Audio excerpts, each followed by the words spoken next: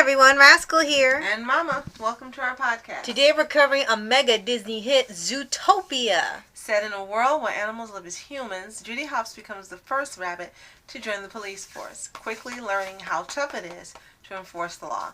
And determined to prove herself, Judy jumps at the opportunity to solve a mysterious case. Mm-hmm.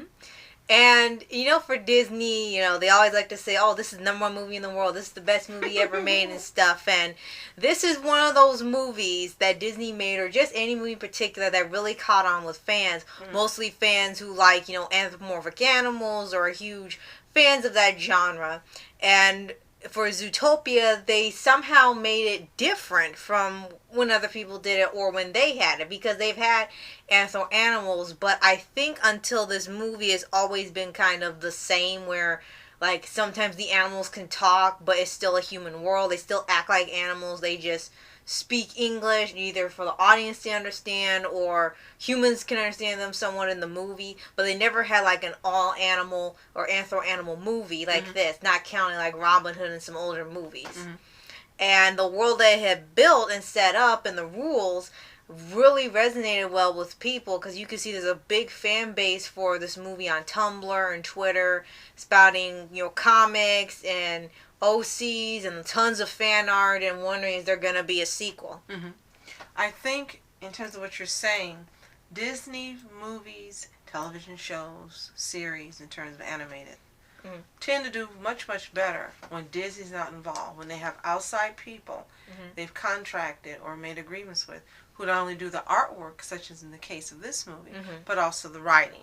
Right. That's when it turns out to be different, because it's fresh, new ideas by people who have birthed these ideas and babied them and grown them and developed them into what they are. Right. And when Disney does that and works with people like that, then things such as Zootopia, Gravity Falls, Star vs. the Forces of Evil, these sorts of things happen. Right. And what's interesting, when we saw some bonus features for the movie when we bought it, they had showed what the original movie was, because it had gone through a lot of changes. It was going to be like, one part was going to be like Guardians of the Galaxy. At one point was going to be like James Bond. Another point was like the Dr. Mormu. Another one was Dog the Bounty Hunter. So it had all these different elements, all these different ideas, but none of them came to fruition. One which popular idea was one where it was like James Bond. It wasn't about Judy, but a male rabbit named Jack. He was sort of this James Bond secret spy, and they had Nick in there as his partner. It was a whole different. It was going to be a spy movie, and it was like going to span 3 trilogies. But the people behind it said that wouldn't be interesting for the people, so they stuck with another version, which got altered, was called like Wild Times, where they revealed the society where what they call the predatory animals, or the meat eaters, they have these collars on to keep them from going crazy or attacking the non-violent animals. And you were seeing it, it's so restrictive and it keeps them safe, but they don't know that it's really it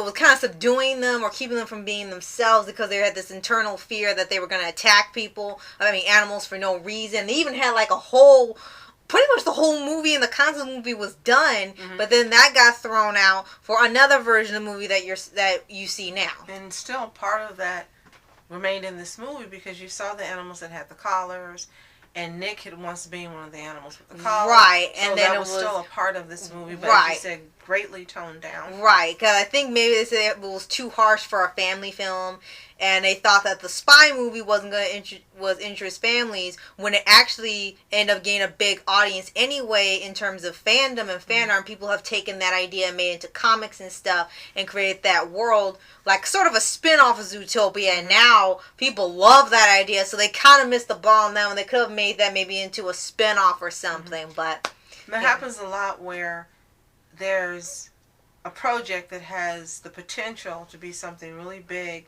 or long-standing or have multi-spin-offs.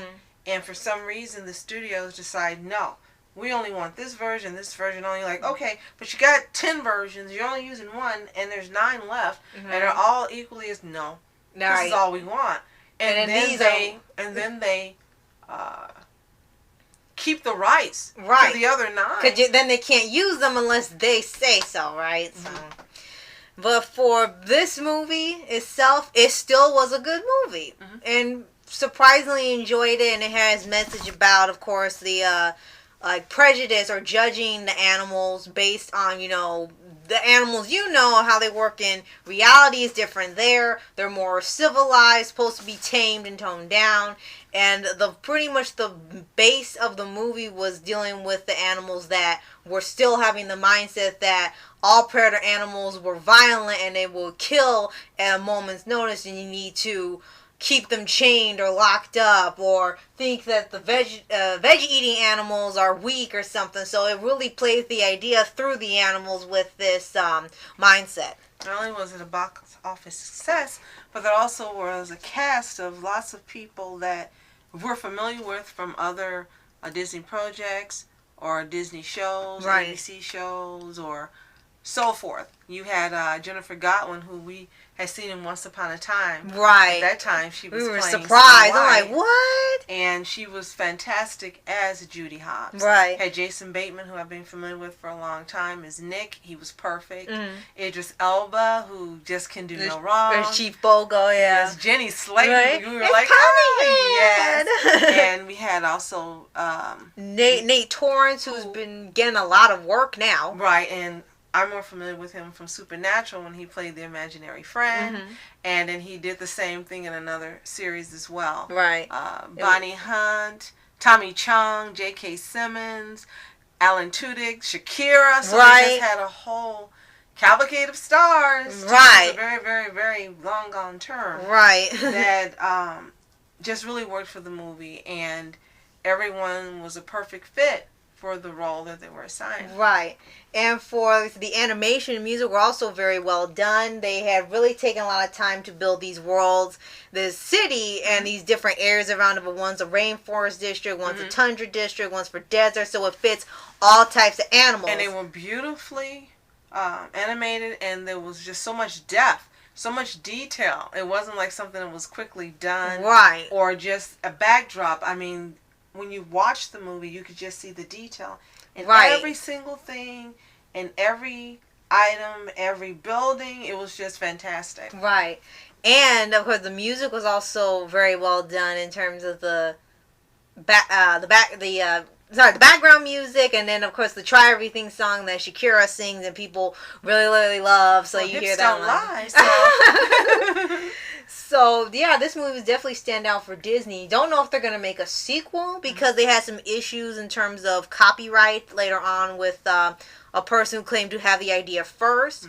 And they didn't know if they were really going to advance the story further because the people said there were lots of ideas they could bring to the forefront because Zootopia is supposed to be this place where all animals of all kinds could be there, but you can see it's not a complete utopia as the title intends it to be. Right, and of course, that never happens in any movie.